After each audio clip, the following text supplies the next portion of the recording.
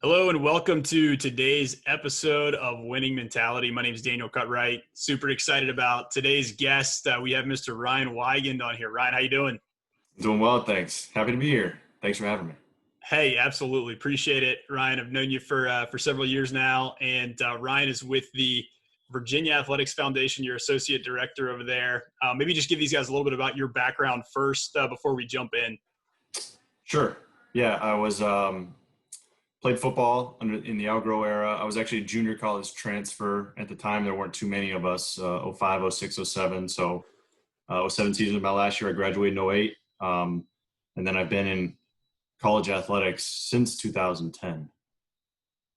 Nice. You Yeah. grew up. Where'd you grow up? So Southern California. I was a JUCO recruit out of Pasadena, California.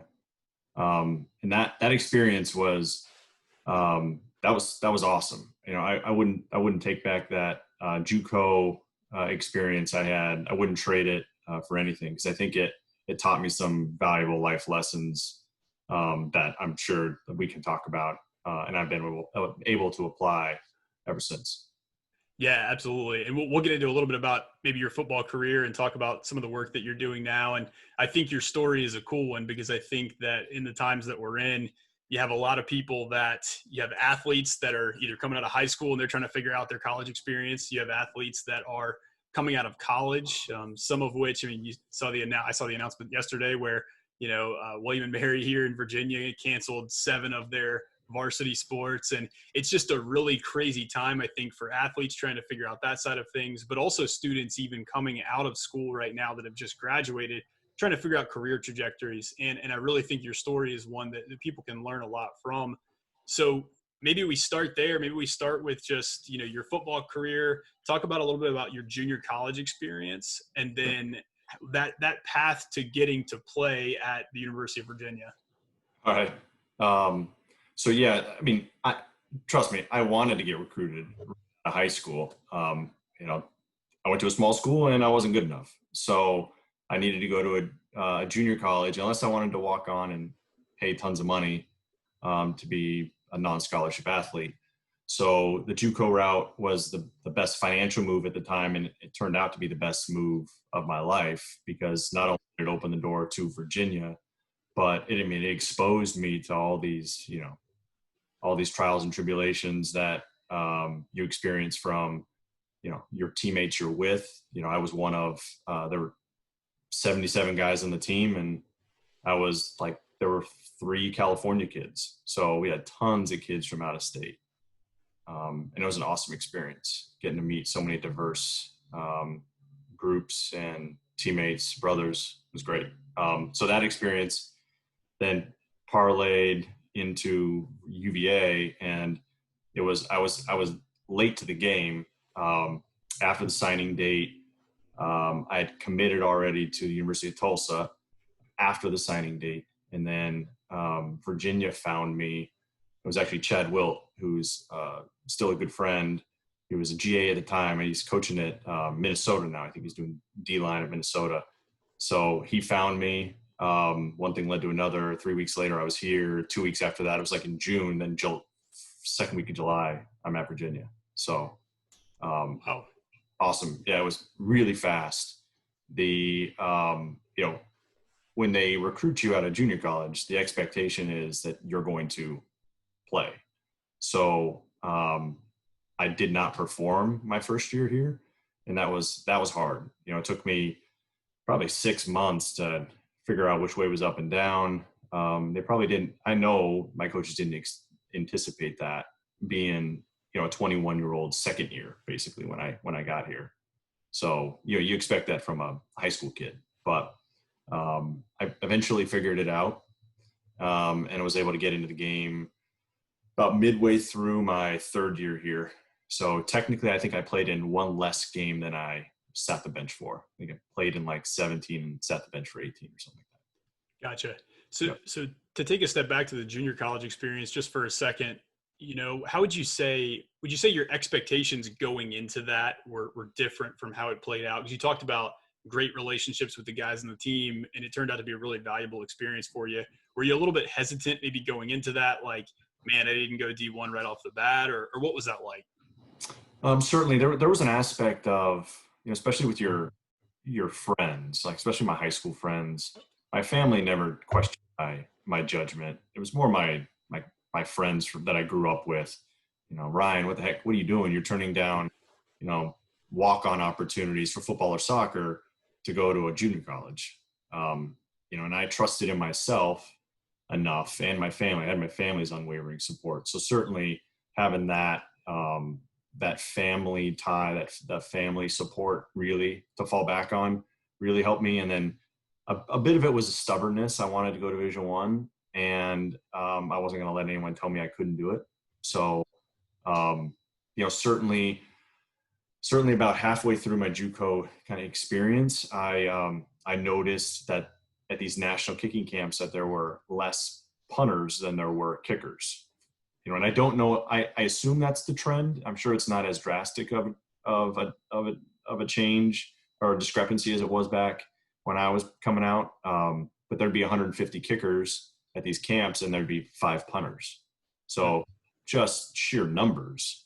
And I wanted to be one of 6 versus one of 150. So I learned how to punt. That's paid off. Yeah.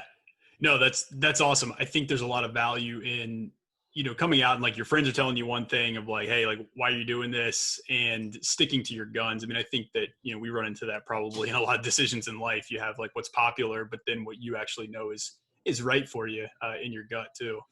Right. And I mean, I think all athletes, there's a bit of stubbornness. Yeah. In there. But you're an athlete, you trust in yourself, you trust in your training, you just double down on what you know. Yeah. You kind of get tunnel vision.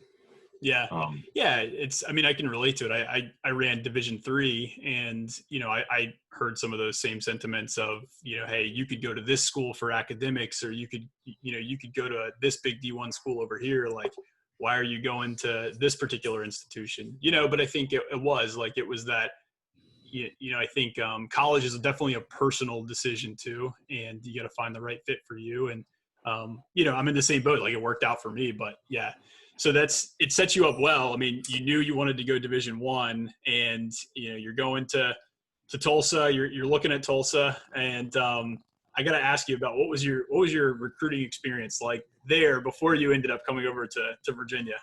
So it was it was a quick experience too, because it was May, I think, when the recruiting process started with Tulsa, and my recruiting coordinator at the time, I obviously wasn't so thrilled that I backed out, but he's actually the head coach at Texas Tech now, Matt Wells. So it's a small world. Yeah. Tornado had touched down like as we landed, and a kid from California, I could handle earth. You don't see an earthquake coming. You see this thing coming from the heavens, and best steak I've ever had in my life to this day. I swear, you're like sitting at the restaurant, you see Betsy just right outside. That experience was amazing. And the school just, I didn't get that feeling. Yeah. But then fast forward to Virginia, the recruiting process was fast too. They took, at least Tulsa saw me kick in some camps. Virginia just had a disc, DVD at the time. Oh, they took a shot on me just based off of DVD. But once I stepped on grounds here, I'm like, this is a college. This is what the experience should be about. In addition to it, being in a Power 5, or what was it? It wasn't Power 5 back then. I guess it was just BCS. Yeah, absolutely. Yeah, a little bit different weather than trying to punt through a tornado out here. Right. Right. So you're at Virginia. You got some good playing time here, and overall, feel like you had a pretty successful career at Virginia. Right. Yeah. All things considered, yeah, I wish I had more time, but and more time on the field. But looking back, the older you get, try and put yourself in your coach's shoes. Or now I'm a father, so now I'm trying to relay and translate everything to a 4 and a 2-year-old. And I get why I didn't play. I wasn't significantly better Mhm. than Yeah. than Chris Gold, who's a close friend, but I wasn't significantly better than him in practice. And if you're not significantly better in practice, there's no guarantee. So it's like there's no guarantee you're going to do any better at all in the game. And that was hard to hear at the time. So I think that's certainly a life lesson that I've taken forward with me. And when I see Coach Grow again, I'll make sure to tell him that. That's awesome. Yeah, it's nice to be able to reflect on those things. So I think sometimes you can be, have bitterness or be resentful if you don't get the certain playing time. And Mhm. it's funny because I was telling somebody the other day, it's even I think back to my college career and the 1 year where my coach made me alternate for a regional and national team when I had run in the top 7 almost the whole year. But again, I wasn't significantly better than the other guy. I told somebody the other day, I was like, it was the best thing that ever happened in my running career because I took off after that. It's kind of that, maybe it's your stubbornness mindset too, of somebody telling you, you can't do something. I would imagine your reaction to that is generally one of, wanting to prove them wrong, right? Oh, absolutely. Yeah. Yeah. Okay. Well, now you said I can't do it. Now Mm. I'll do everything humanly possible to prove you wrong. And, I'm sure there's an aspect of coaches were trying, mentally trying to get you to that point too. Yeah. But kickers and punters, we're a different breed. So, you push us too hard, there goes the punt outside your foot, and say, oh, you just missed the field goal. So Mm. the tales about kickers being head cases. So, Yeah. yeah. Nice. So you're, even after this, you thought about trying to pursue the NFL. Is that right? And play professionally? That's true. Yeah. You know, like any athlete, you set goals for yourself, and it's when Right. you achieve one, what's the next goal? Let's just move the arrow a little further, move the line. And so since I played and I had the ability to be second team All ACC, all behind the number one punter in the nation, I was like, okay, I'll give it a shot in the NFL. Signed with an agent. Didn't get drafted because only one punter got drafted, the best punter in the country, who happened to be in our conference. But even he only lasted 5 games. So ever, like, he signed and then Wow. played games with the Redskins, maybe 6, and that was it. So I gave myself a full draft cycle till the next year, to 2009, going to camps, because once you don't get picked up your first year, the agents pick a punter up for the next year, right? So that they're going to take a junior, underclassman below me, now going to be a rising senior, and so they put all their eggs into that basket, and I would travel around the country to some of these kicking camps, and you're paying everything out of pocket. And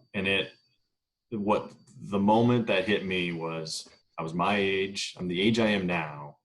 There were guys my age now showing up to these camps with their families, dragging kids behind their wives. And you start talking to these people. And not only do you see them, you're like, oh my gosh, I don't want that to be my life.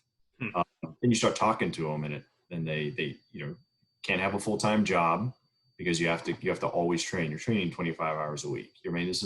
This is your life too. And the probability of making it, as awesome as it would be, I had to be somewhat realistic. I couldn't just get tunnel vision the rest of my life, because that's not always practical. So it was about that time, that summer of 2009, that I started reaching out to my Virginia contacts in athletics. My experience as an athlete was special, and I wanted to be able to provide that same experience, that same level of experience, to others. I didn't know how to go about doing that, and so I started leaning on Dirk Katstra and Craig Littlepage, former athletic director at the time. One thing led to another. They connected me with their small network, and then that small network connected me to another group back in basically Long Beach, Southern California. So they gave me my first shot as a assistant director of development for the 49er Athletic Club, Long Beach State Athletics, mid-major. So similar to like VCU, Yep. All volleyball, basketball, primarily. So what was that like then, going in and trying to work at a mid-major school versus the type of work that you're doing now with Virginia? Talk a little bit about that. So, similar to the JUCO experience, I'm glad I had that Long Beach State experience, and my Northern Arizona experience, which I'll talk about after. So everyone wants to be at the Power Five, just like every athlete wants to go Division One.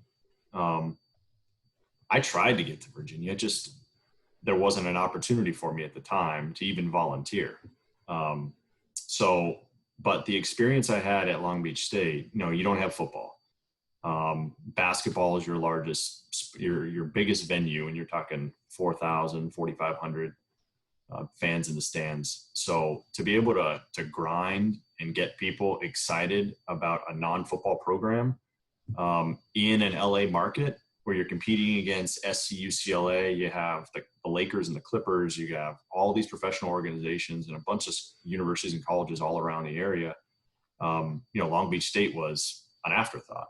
So to really hone in on the ability to build authentic, genuine relationships with people, that it taught me to really, know how to look at data, work lists, and bring, be able to kind of leverage contacts and relationships moving forward. Something you still do that. I still do that now. I did it at Michigan State, but it's a different work ethic at the smaller schools, and you wear many hats too. Yeah. And so there you're responsible for building excitement around athletics, around the university. Obviously raising money is a big part of that so that these programs can thrive and be successful. In that process, you mentioned building relationships too. What are some of the things that you feel like you learned as far as building the relationships that you have? I mean, whether that be from a networking standpoint or whether that be from, people that you are creating that excitement with around the program, what are some things that you feel like have helped you really been able to do that effectively? So I think, I know, I guess my ability to take a story and then kind of translate that into a message that will resonate with individual people. To be able to take any story and then know your audience and translate that message to different people, the same message, it's powerful. Yeah. So, one example is, anytime there was anytime there were these Century Club and conferences at the Long Beach centers, we had to be at everything, and leaning on people who were already connected to the program to then meet someone organically at one of these conferences. This guy ended up being a big supporter of women's basketball. Lo and behold, he played basketball at North Carolina with Michael Jordan. Wow. He'll tell you, he'll be the first one to tell you he rode the bench the entire time, but he was on the team with Michael. He ended up being women's basketball's biggest supporter, biggest fan. And so much so he ended up playing pickup basketball with us, and the president of the university at Long Beach State. So he got close with the leadership at Long Beach. They set up these huge sponsorship deals it was Aflac at the time. Now it's Colonial Life. So, just knowing your audience and when to bring people into the conversation and along. That was a skill set that I gained at Long Beach, and it didn't seem forced because you could bring people around. You didn't have to have an agenda. You could bring them around the leadership especially with sports. It was so powerful to bring people around sporting events, pick up basketball with the president, the athletic director, stuff that, it just came natural. Some of the conversations. So um, that was an experience that I'll never forget. I carried with me moving forward, certainly. That's awesome.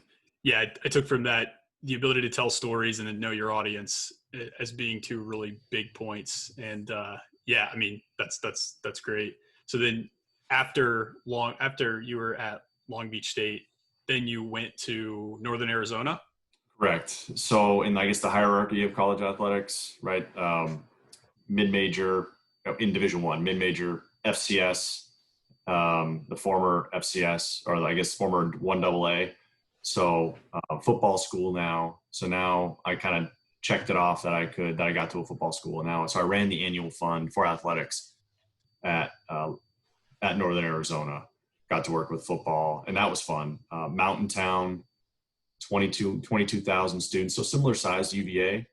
The alumni base was significantly smaller, but my biggest takeaway from Northern Arizona was it was a retirement community for the most part. You're stuck on a mountaintop, 7,000 feet, and you have like 50,000 people in the town. That's it. And basically all your alumni are in the valley, 2 hours, 3 hours away. Wow. So being able to get in with the city was extremely important, because they're the ones who are going to come to the games. Your alumni are going to give back, but the fans are the local fans are the lifeblood for the student athletes, like the game day experience. So, being able to adapt, I couldn't show up in a suit and tie from my Southern California slick back Long Beach State days and go to a mountain town.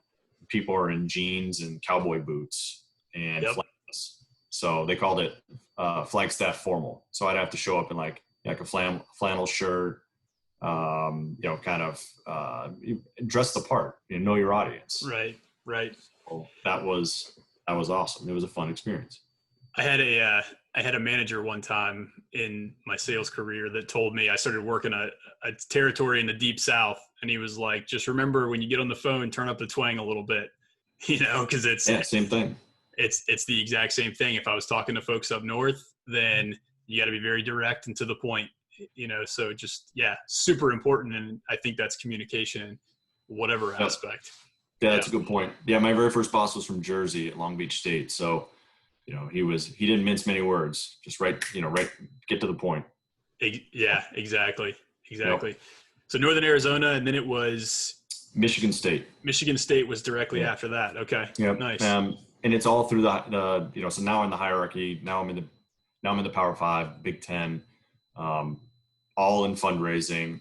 My goal was, my focus at Michigan State was basically $100,000 and under.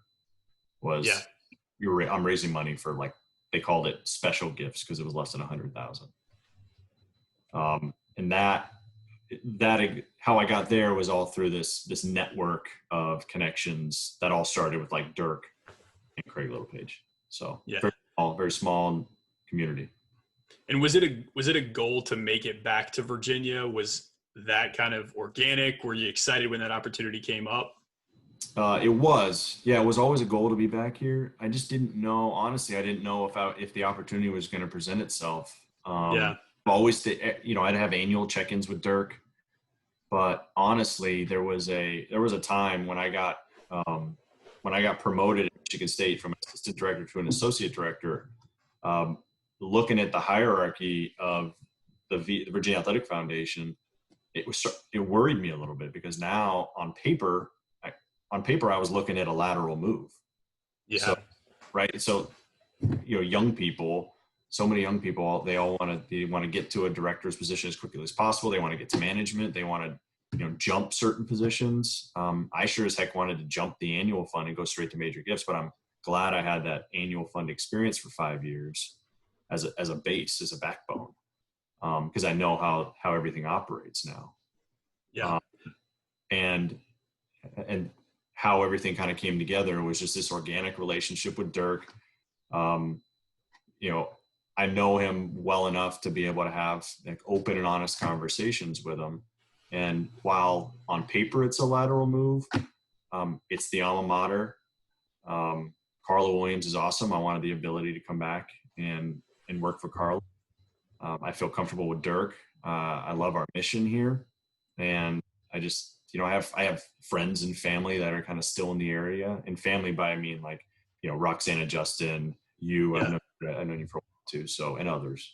absolutely. Yeah. Yeah. And you've been in this position now for how long? A little over a year, or my Just concept under of a year. time during all this is crazy, I know. So technically just under a year. I want to say my official start date was October 2nd of 19. Okay. Yeah. Okay. Nice. This was my last day a year ago today, actually, at Michigan State. Wow. Okay. Man, Yeah. some sort of anniversary there. Yeah. Right. Looking at the calendar. And obviously it's been a little bit different than you would imagine your first year in this role being, just given the current circumstances with COVID and then athletics. How have you taken some of the things that you learned along the way through your sporting career, through other positions, to adapt during all this? Because I think people are in a time right now where they're having to adapt in different ways. So how have you drawn from those past experiences? So probably my biggest takeaway from all my experiences was actually from most recently, my Michigan State experience was the communication with donors. So the VAF does a great job communicating with donors, but more so than any of the other organizations I've been a part of. That said, we can always improve. Yeah. So it was actually a relationship with one of my donors at Michigan State, who's a wealth manager. He sends out weekly newsletters that, newsletters take a lot of time and energy. So I kind of took his format, made it my own, and made it athletics related, if you will. And I send it out bi-weekly, once every 3 weeks, to my the people under my management or my portfolio. And so give or take, it's anywhere from 250 to 350 if you include sport assignments. And I'm able to get them information that I've, gained from meetings, that is in my voice, that gives the athletic department and the VAF plausible deniability, and kind of protects them, but also gives me the ability to, share the information in a way that only Ryan can share it. And, and everything is this is my belief, right? So it's coming from me. It's not a policy, and it allows me to kind of cut through the noise. So when I do talk with my base, I'm not always spending 10 minutes, 15 minutes just catching up on current events. We can get through more of an agenda and hopefully get to fundraising quicker. Sure. Yeah. That's really important, I think, is sometimes people, it's good to have mentors. It's good to model after certain behaviors. I think sometimes people think that in whatever position they're in, I have to be like this guy, or I have to do it this way. But I think what really connects with people, it is your individuality, it's your personality. And it sounds like that's what you've been able to take and apply in these different positions. They know they're talking to Ryan. They don't know, like, they're not just talking to another fundraising guy, right? Like, and I think that that's really important for people to realize is, we can often get hung up on, well, my personality type is not this, do I need to be more like that? And it's like, no, you need to be yourself. Right. Mm-hmm. Yeah, totally. The word authentic is thrown out there all the time. Maybe too often sometimes, but if there are people that you work with in your book of business that you're going to get along with better than others. That's just a product of our personalities. Like Darcy, my wife, she always jokes that my little old ladies love me because I remind them of their grandson. So, which is pretty funny. But I can also, I would like to think that I have the ability to also connect with people our age too, my teammates. But for whatever reason, I have this, I guess I'm drawn to I'm drawn to like my grandmother. Hmm. So I got a great relationship with her. So maybe that has something to do with it. Yeah, that's awesome. What do you feel like your overall, you talked about you really believe in the mission at the University of Virginia. Like, what do you feel like for you, when you wake up on a daily basis and you're like, this is why I'm doing what I'm doing. Like, this is why I'm in the pursuit of something. Like, what do you feel like that is for you personally? So I wholeheartedly believe in the master plan that Virginia has going right now. It's our capital Yeah. campaign. It's $180 million multi-purpose. There's multiple facilities, including football fields, which are done, and then football operations center, an all sports piece, leadership and ethics component. And Carl is really big on the student athlete development piece. Yeah. That is special because, like you and me, we're not professional athletes. At one point, maybe I thought I could have been one, but we are going to go and do exceptional things in other fields outside of sports, more than likely. So, and Carl is really big on that. So that really excites me. The pandemic has certainly made financing certain buildings on grounds and around the country more challenging. I mean, you're seeing more and more universities around the country that are just either halting campaign fundraising altogether, halting facility projects. I know at Michigan State, the hockey facility, which we had fundraised enough money for back in October of 2019, there was a $5 million, a $7 million adjustment just on some of the supply costs that wasn't accounted for. That money's not there. Wow. So they're literally just like tarping plastic off part of the concourse until the money's raised. I mean, and that they're going to play hockey in an arena that's like under construction for the foreseeable future. Wow. So, yeah. So believing in their plan too, but like for you as an individual, I mean, like when you wake up every day, like what are you excited about? Just as far as like working with people. Yeah. It's the relationships. It's what can I do to make someone have a better day? Yep. I'm constantly thinking about, some of the books we've talked about, but there's this book called The Fred Factor, and so it's an easy read, and it's about a postman, and his name's Fred, and he knew everybody's name on his route.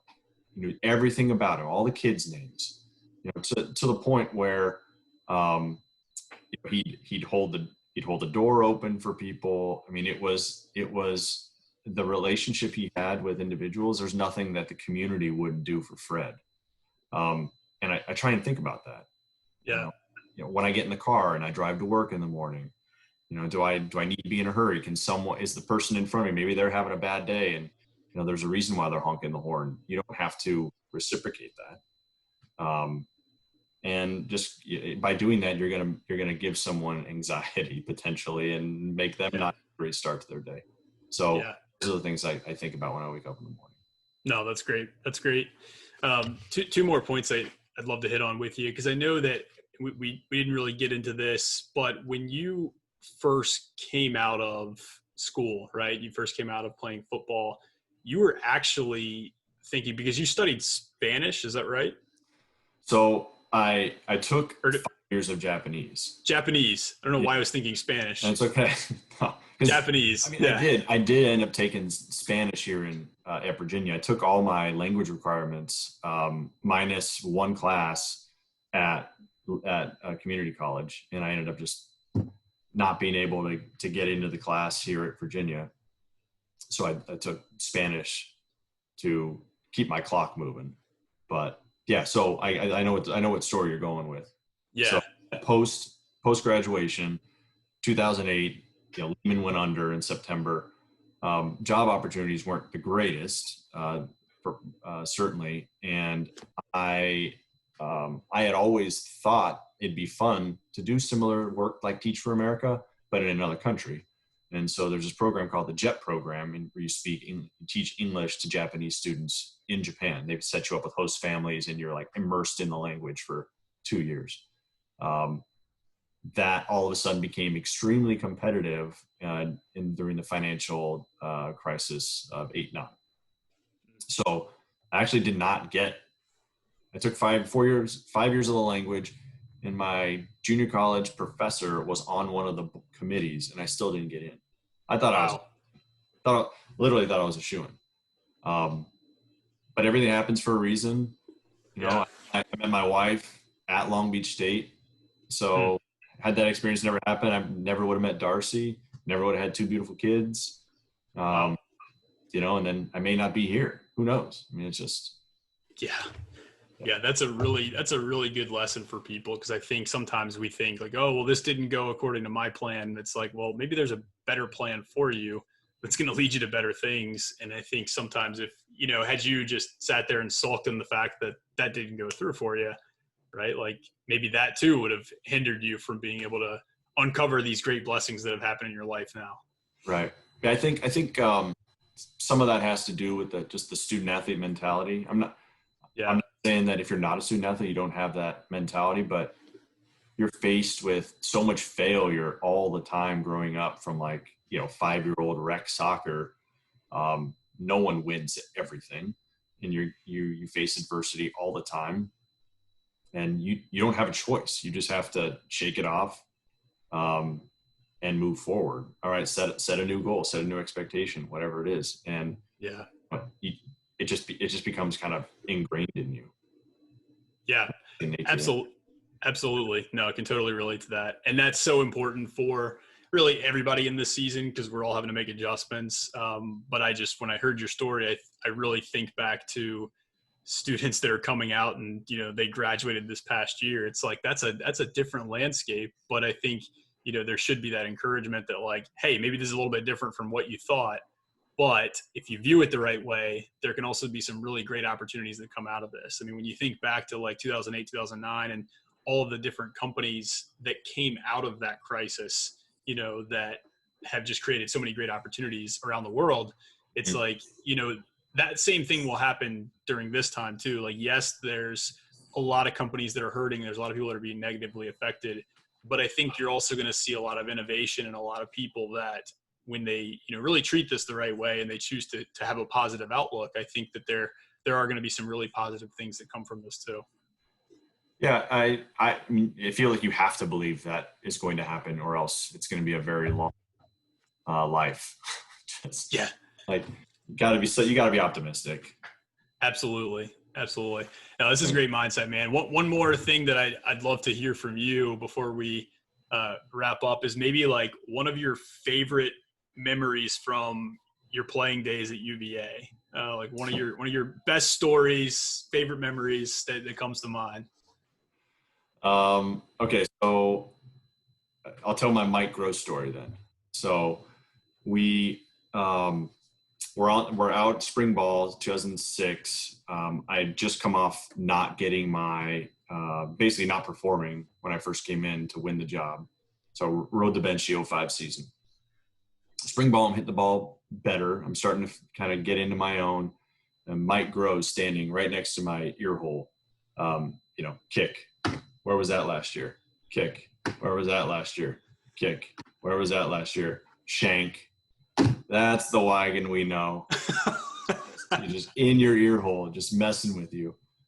And so about halfway through this drill, I turn around, I turn to him. I'm like, Coach, like, come on, you're not helping me out here. And he said, Ryan, you ever thought about working for the Virginia Athletic Foundation? And I said, I'm like, Coach, I have not. Why? Do you think I'd be good at the job? And he goes, I don't know if you're going to be good at the job, but you need to pay back the scholarship you robbed from us. So I said, thank you very much, Coach. Put my helmet back on, went out there, and I'm like, I'm going to prove this. I'm going to prove him wrong. I'm like, I have circle back 12 years. I'm the Virginia Athletic Foundation. That's amazing. You know, at the time, I'm like, come on, that wasn't nice. And now, now like, all right, you motivated me. I see why you did it. I don't Mm. necessarily agree with the method, but yeah, I mean, I started to kind of pay attention more to what the VAF did. I'd see the Mm. VAF people, the guys and gals around sporting events more. So, maybe in some like strange way, he helped get this Yeah. place. So, That's amazing. You could go down a whole route with coaching and knowing your athletes there too. I mean, he probably couldn't have said that to every single person, but he knew you well enough that. right. I mean, or he thought like he can't get so. Oh man. Hey So, Ryan, thanks, man. This was awesome. Really enjoyed it, and I really think people are going to get some welcome. value from this. Just really appreciate the mindset you shared and the stories. How can people find out more about just what you're doing, and if there's people that want to support VAF, and maybe how can people get in touch with you? Sure. Yeah, the best way to get a hold of me is my cell phone. And that's, it's 517-449-4457.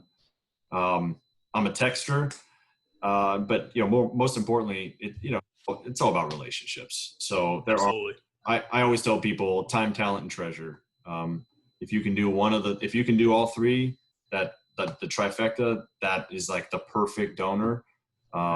If you can only do one of the three, that's perfectly fine. We always need volunteers. We always need people who are experts in their craft and that can help shepherd student athletes and kind of give them opportunities potentially down the road. And then obviously the treasure piece. So Awesome.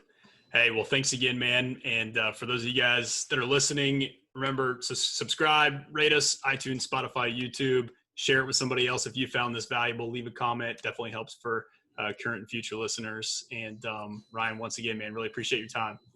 thanks, Danny. All right. Take care.